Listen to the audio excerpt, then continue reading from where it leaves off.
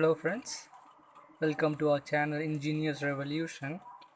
In this video, I will teach you how to convert a Roman numeral to a number using Python. Roman numerals are represented by 7 different symbols: I, V, X, L, C, D and M.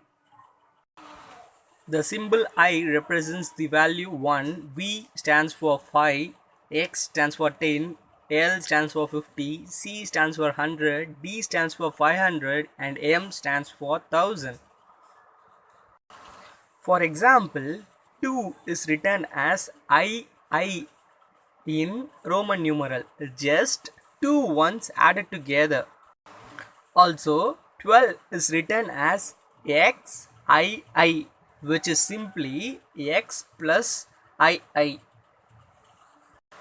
The number 27 is written as XXVII, which is XX plus V plus II. Roman numerals are usually written largest to smallest from left to right. However, the number 4 is written as IV because the 1 before 5 is subtracted and made as 4. The same principle applies to the number 9, which is written as IX. Okay friends, let's start the code. Declare a variable s and store it with a string xiv, which is nothing but 14, and also declare a dictionary d in order to represent the Roman numbers with the corresponding integer value, such as I stands for 1, V stands for 5 and X stands for 10 and L stands for 50 and so on, which we have discussed before.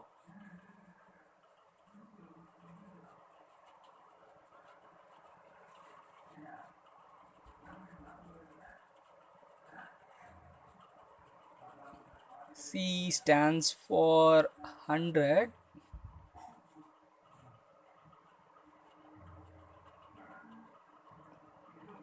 D stands for 500 and the last M stands for 1000.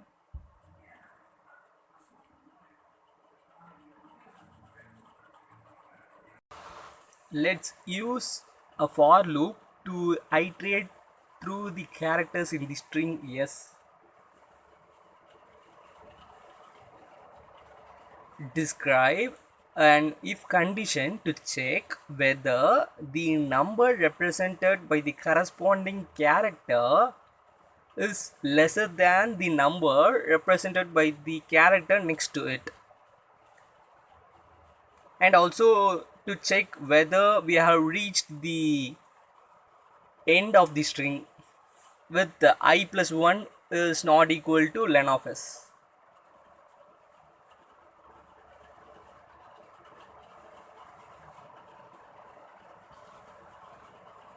If the condition satisfies, then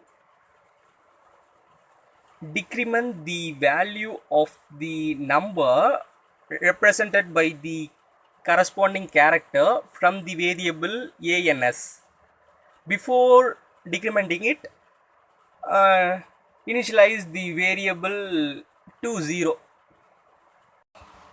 If the condition is not satisfied, then increment the number represented by the corresponding character with the variable ans.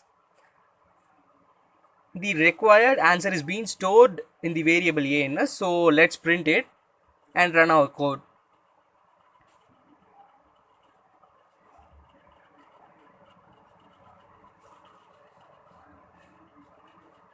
You can see the correct answer is being printed now.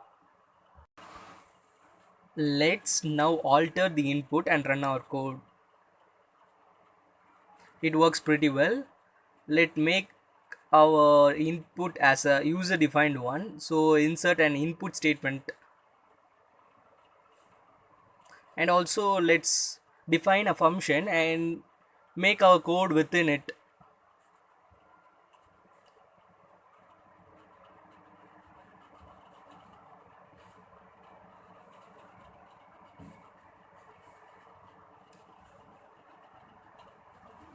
give a tab space to make it inside a function, remove the print statement and insert a return statement. Okay, let's call our function now.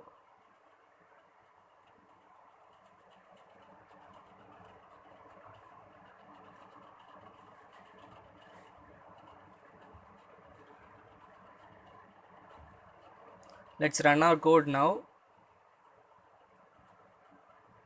In Give the input whatever you like, give an enter. We got the correct output now. You can also test with n number of inputs to check whether your program runs properly for all the inputs.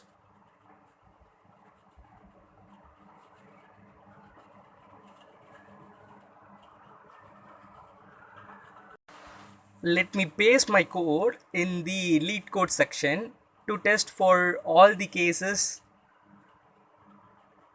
Let me run my code now.